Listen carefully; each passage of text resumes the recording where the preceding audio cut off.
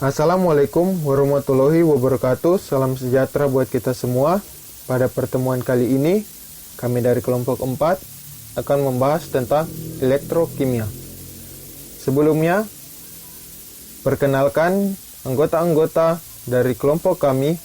Yang pertama ada Renaldi, yang kedua Imelda, yang ketiga Novita Rahma, yang keempat Britney Martin, yang kelima Gusti Tandiayu, yang keenam Alika Ekawasti, yang ketujuh Ayu Sarah Nurani An-Nur, dan yang kedelapan Hasri Dianti Swaidin.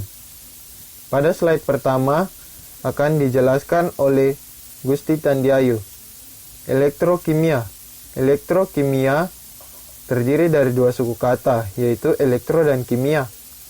Elektro kaitannya dengan listrik dan kimia kaitannya dengan reaksi kimia. Elektrokimia dalam pembahasannya dibagi menjadi dua, yaitu sel volta dan sel elektrolisis.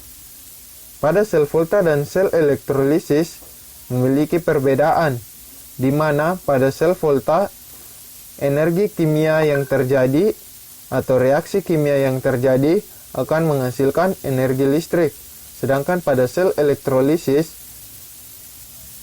sebaliknya atau berbanding terbalik dengan sel volta, di mana energi listrik yang terjadi akan menghasilkan energi kimia atau reaksi kimia. Pada sel volta, energi kimia atau reaksi yang terjadi pada energi atau reaksi kimia yaitu reaksi redoks, di mana akan menghasilkan energi listrik atau outputnya adalah listrik.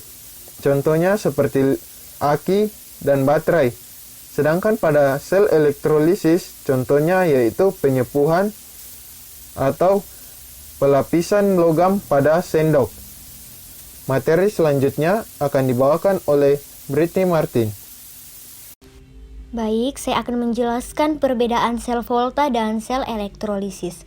Yang pertama, perubahan energi.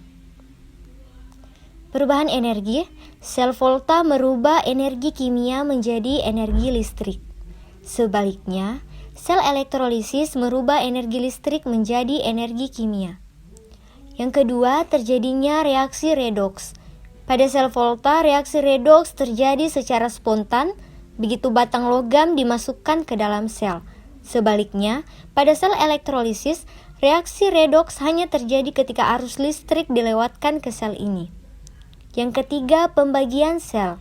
Pada sel volta, bagiannya terdiri dari dua bagian terpisah yang dihubungkan dengan pori-pori. Sementara sel elektrolisis hanya memiliki satu bagian di mana sel kimia yang akan mengalami elektrolisis ditempatkan.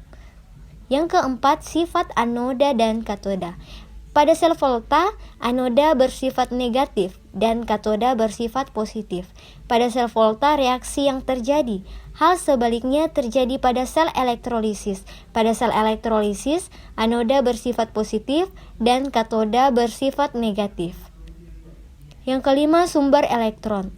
Pada sel volta, elektron berasal dari larutan atau senyawa yang mengalami oksidasi. Sementara itu, pada sel elektrolisis, elektron berasal dari sumber arus listrik. Sehingga sel elektrolisis bergantung pada sumber listrik di luar sel agar bisa terjadi reaksi kimia. Terima kasih. Selanjutnya, materi akan dibawakan oleh Hasri Dianti Swaidin. Baik, terima kasih atas kesempatannya. Kali ini saya akan menjelaskan materi tentang sel volta atau sel galvani. Sel volta atau sel galvani yaitu rangkaian sel yang berubah menjadi arus listrik, atau yang lebih jelasnya sel volta atau sel galvani adalah sel elektrokimia di mana energi kimia dari reaksi redoks spontan diubah menjadi energi listrik atau arus listrik. Prinsip kerja sel volta dalam menghasilkan arus listrik adalah aliran transfer elektron dari reaksi oksidasi di anoda ke reaksi reduksi di katoda melalui rangkaian luar. Rangkaian sel volta terdiri dari larutan elektrolit. Pada rangkaian ini, larutan elektrolit yang digunakan adalah ZnSO4 dan CuSO4. Rangkaian selanjutnya adalah dua buah elektroda yaitu anoda dan katoda. Pada anoda sebagai elektroda tempat terjadinya reaksi oksidasi atau melepaskan elektron, sedangkan katoda sebagai elektroda tempat terjadinya reduksi atau penangkapan elektron. Anoda dan katoda tersebut dihubungkan dengan voltmeter oleh kawat konduktor.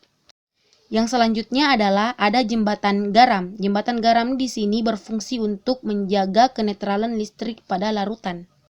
Pada rangkaian sel volta ini untuk anoda logam Zn atau logam Zn akan melepaskan 2 elektron membentuk ion Zn12+. Pada reaksi ini merupakan reaksi oksidasi. Elektron yang mengalir dari anoda ke katoda akan ditangkap oleh ion Cu, sehingga pada katoda terbentuk endapan Cu. Pada reaksi katoda ini berlangsung reaksi reduksi. Arus listrik dari kedua elektroda di atas dapat ditentukan pada potensial elektroda standar atau biasa disebut dengan potensial sel standar atau enol sel. Terima kasih.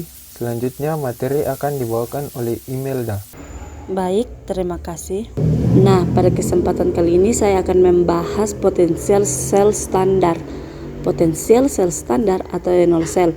Enol sel dapat dicari dengan mengurangkan enol katode dan enol anode, di mana potensial elektroda positif atau enol katode merupakan reaksi yang berlangsung spontan, sedangkan potensial elektroda negatif atau enol anode adalah reaksi yang tidak berlangsung. Terima kasih. Selanjutnya materi akan dibawakan oleh Novita Ramma. Ya, terima kasih. Berikutnya saya akan menjelaskan mengenai sel elektrolisis. Jadi, sel elektrolisis itu adalah sel elektrokimia yang mampu mengubah energi listrik menjadi energi kimia. Reaksi yang berlangsung pada sel elektrolisis ini tidak spontan sehingga membutuhkan energi listrik agar reaksi dapat berlangsung. Kemudian, sel elektrolisis menggunakan energi listrik untuk menghasilkan reaksi redoks. Kemudian, prinsip kerja dari sel elektrolisis. Jadi, 2 elektroda dimasukkan ke dalam larutan elektrolit. Kemudian kedua elektroda ini dihubungkan dengan sumber energi listrik seperti baterai. Kemudian elektroda yang terhubung dengan kutub positif dari sumber listrik bertindak sebagai anoda, sedangkan elektroda yang terhubung dengan kutub negatif dari sumber listrik bertindak sebagai katoda. Berikutnya, jika aliran listrik sudah mengalir pada rangkaian, maka larutan elektrolit akan terurai menjadi ion positif atau kation dan ion negatif atau anion. Selanjutnya, ion positif akan bergerak menuju ke katoda, sedangkan ion negatif akan menuju ke anoda. Di anoda, anion akan dioksidasi dan menghasilkan elektron, kemudian elektron hasil oksidasi tersebut akan menuju ke katoda. Dan ketika sudah sampai di katoda, elektron akan ditangkap oleh ion positif sehingga di katoda terjadi reaksi reduksi. Sekian, saya kembalikan ke moderator. Terima kasih. Selanjutnya materi akan dibawakan oleh Reynaldi. Baik, di sini saya akan menjelaskan sel elektrolisis. Sel elektrolisis adalah zat elektrokimia di mana energi listrik digunakan untuk menjalankan reaksi redoks tidak spontan. Reaksi elektrolisis dapat didefinisikan sebagai reaksi peruraian zat dengan menggunakan arus listrik. Prinsip kerja sel elektrolisis adalah menghubungkan kutub negatif dari sumber arus searah ke katode dan kutub positif ke anode sehingga terjadi overpotensial yang menyebabkan reaksi reduksi dan oksidasi tidak spontan dapat berlangsung. Elektron akan mengalir dari katode ke anode. Ion-ion positif akan cenderung tertarik ke katode dan tereduksi. Sedangkan ion-ion negatif akan cenderung tertarik ke anode dan teroksidasi. Susunan elektrolisis secara umum terdiri dari 4. Yang pertama, sumber listrik yang menyuplai arus searah. Contohnya baterai. Yang kedua, anode, yaitu elektrode tempat terjadinya reaksi oksidasi. Yang ketiga, katode, yaitu elektrode tempat terjadinya reaksi reduksi. Yang keempat, elektrolit, yaitu zat yang dapat mengantarkan listrik. Reaksi elektrolisis. Secara umum, elektrolisis lelehan senyawa ionik melibatkan reaksi redoks yang lebih sederhana. Hal ini dikarenakan tanpa adanya air, kation akan direduksi di katode dan anion akan dioksidasi di anoda. Sebagai contoh, pada elektrolisis lelehan MgBr2, ion Mg2+ akan tereduksi di katode membentuk logam Mg dan ion Br- akan teroksidasi di anode membentuk gas Br2. Namun, jika reaksi elektrolisis berlangsung dalam sistem larutan, ada beberapa reaksi redoks yang bersaing sehingga reaksi cenderung agak kompleks. Beberapa faktor yang menentukan reaksi elektrolisis larutan elektrolit antara lain sebagai berikut. 1. Sesi spesi yang berada di dalam larutan elektrolit. Spesi yang tereduksi adalah spesi dengan potensial reduksi lebih positif. Kemudian, spesi yang teroksidasi adalah spesi dengan potensial reduksi lebih negatif atau potensial oksidasi lebih positif. 2. Sifat bahan elektrode inert atau aktif. Antara lain, elektrode inert adalah elektrode yang tidak terlibat dalam reaksi redoks elektrolisis. Contoh platina, emas, dan grafit. Kemudian, elektrode aktif adalah elektrode yang dapat terlibat dalam reaksi redoks elektrolisis. Contohnya tembaga, krom, dan nikel. Yang ketiga, potensial tambahan, overpotensial. Overpotensial dibutuhkan untuk melampaui interaksi pada permukaan elektrode yang umumnya sering terjadi ketika elektrolisis menghasilkan gas. Berdasarkan data potensial elektrode standar, reaksi elektrolisis larutan elektrolit pada keadaan standar dapat diprediksikan mengikuti ketentuan sebagai berikut. Reaksi di katode bergantung pada jenis kation. Reaksi di anode bergantung pada jenis anode dan anion. Sebagai contoh, perhatikan perbedaan elektrolisis larutan AgNO3 dengan elektrode grafit dan elektrode perak Ag berikut. Elektrolisis larutan AgNO3 dengan elektrode grafit. Pada katode ini, spesi yang mengalami reduksi adalah Ag+. Hal ini dikarenakan Ag tidak termaksud logam aktif yang potensial. Reduksinya lebih negatif dari potensial reduksi air. Pada anode, elektrode grafit termaksud elektrode inert sehingga tidak teroksidasi.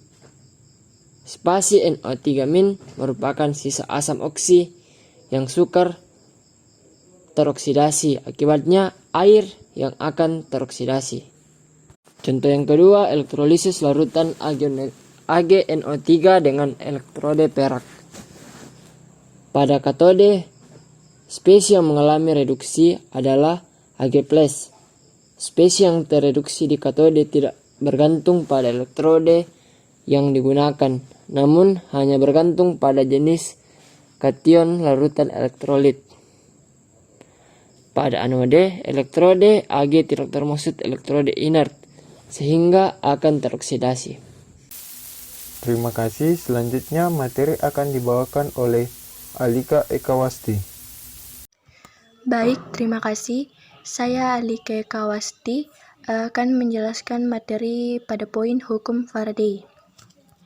Michel Faraday pada tahun 1791 sampai dengan 1867 adalah seorang ahli kimia yang telah menemukan hubungan antara jumlah arus listrik yang dibutuhkan dengan massa zat yang dibebaskan pada proses elektrolisis.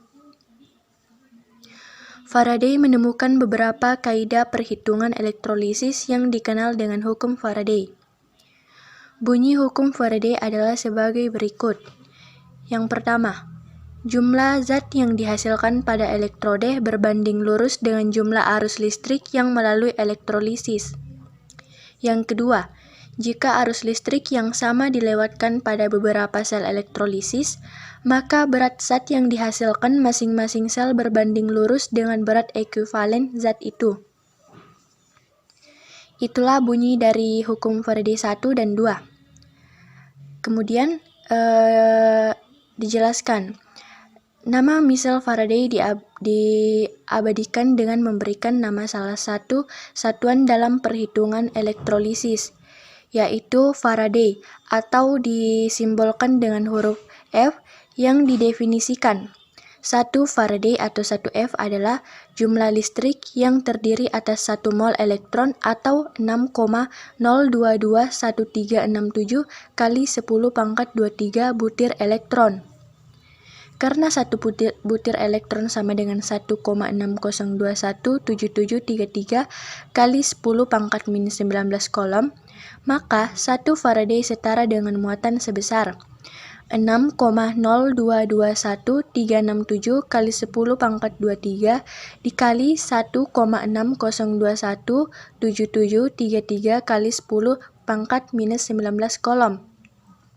Sama dengan 9,64853 kali 10 pangkat 4 kolom. Dibulatkan menjadi 9,65 kali 10 pangkat 4 atau 96.500 kolom.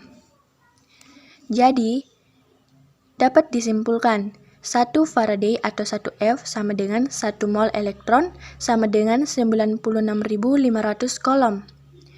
Rumus umumnya yaitu cara mencari Faraday yaitu sama dengan kolom per 96.500. Kemudian jika kolomnya ingin mencari kolom, rumusnya itu I dikali T,